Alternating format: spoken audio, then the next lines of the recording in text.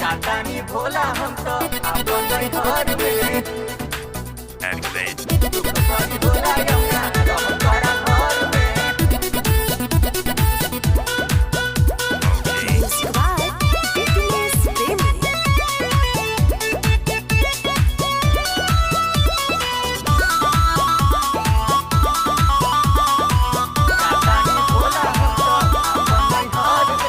जातानी भोला हम तो अपन घर में दुख बड़ी होला यमुना रह तोरा घर में जातानी भोला हम तो अपन घर में दुख बड़ी होला यमुना रह तोरा घर में ठोपे ठोपे चुआता मरैया हो हर घड़ी मांग खाली पिए के भंगिया पिसत पिसत बाते कलैया हो हर घड़ी मांग खाली पिए के भंगिया पिसत पिसत बाते कलैया हो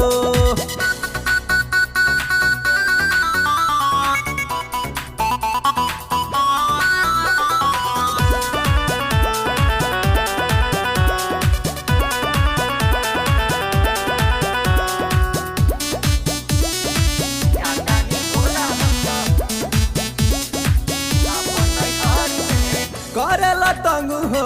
रहम ना संग हो पिसत पिसत भांग भोला जी हमके मुआइए दे बका देह सुखबइए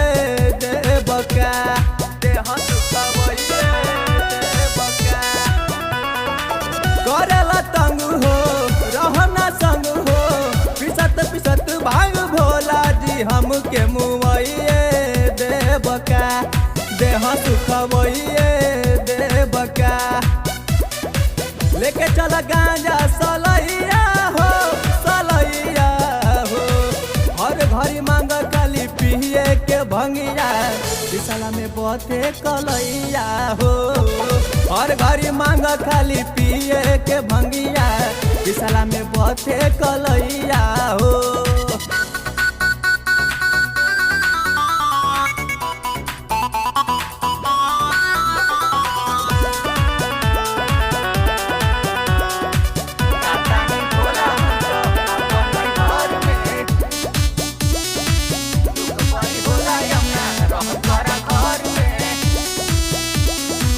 माना तू बात हो